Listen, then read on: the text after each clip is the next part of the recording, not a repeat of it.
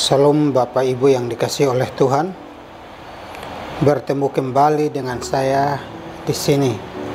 Pada siang hari ini kita akan belajar kebenaran firman Tuhan dari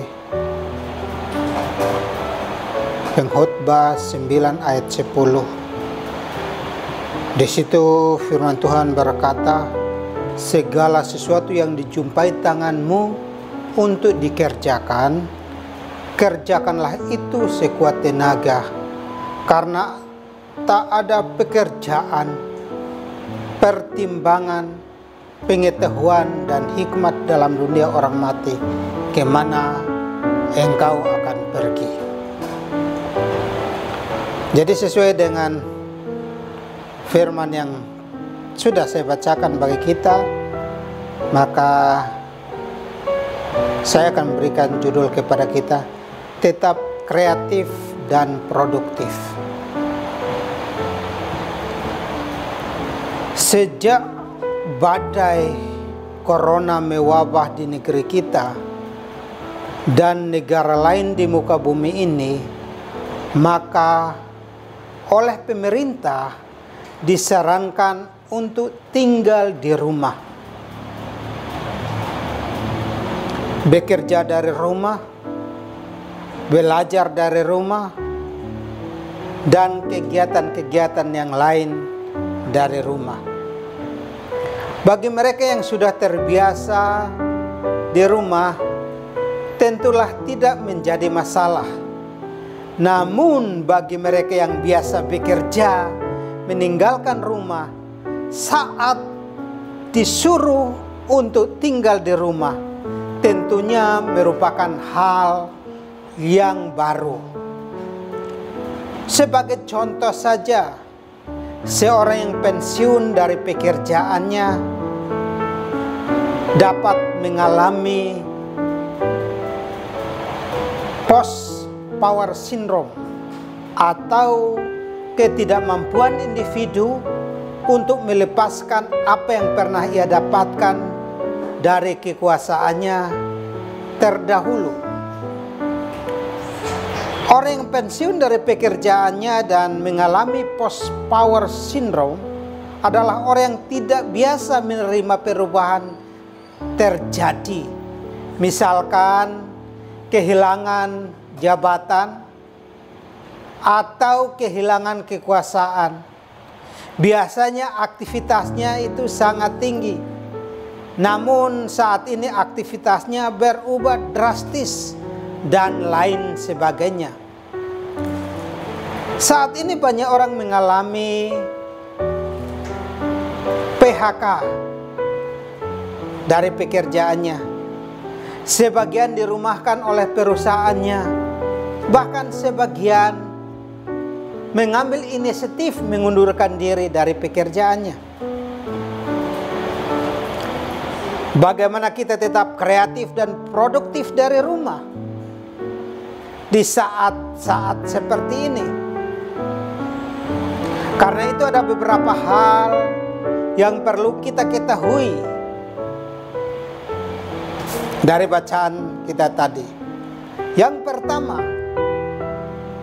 adalah kenalilah diri kita. Apa yang menjadi kelebihan dan kekurangan kita? Kita harus menyadari bahwa Tuhan mau agar kita maksimalkan setiap kelebihan yang kita punyai. Oleh karena itu jangan sampai kelebihan yang kita punyai itu kita tidak kembangkan, tetapi harus kita kembangkan karena kita akan bertanggung jawab atas semua kepercayaan yang Tuhan berikan kepada kita.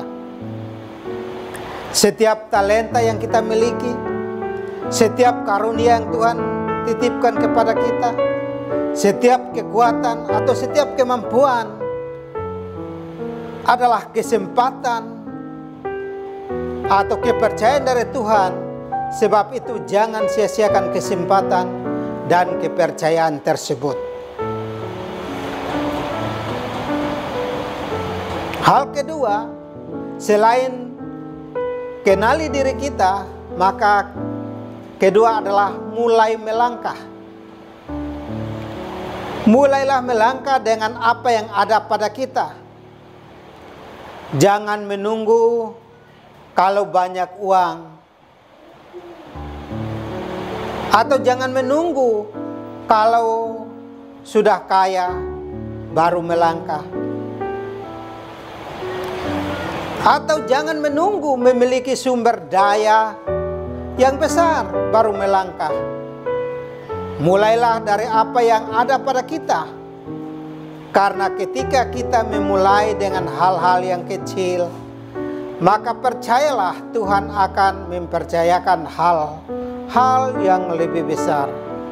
Mulailah maksimalkan waktu kita dan apa yang ada pada kita, maka Tuhan akan bukakan jalan yang lain buat kita.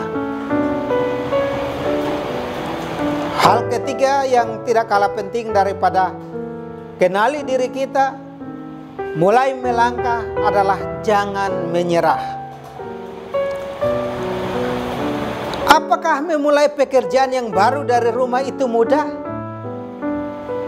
Tentu jawabannya tidak, bukan.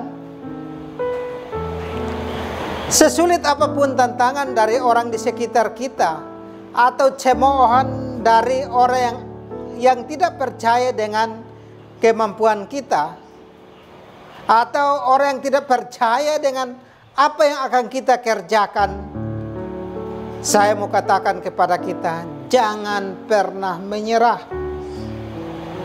Anggaplah cemoohan dari orang-orang di sekitar kita itu merupakan kerikil kecil yang menjadi penghalang langkah kita. Kita harus tetaplah kreatif dan produktif dari rumah dengan apa yang ada pada kita. Karena kalau Tuhan yang membukakan jalan bagi kita, maka apapun yang kita lakukan, percayalah pasti berhasil.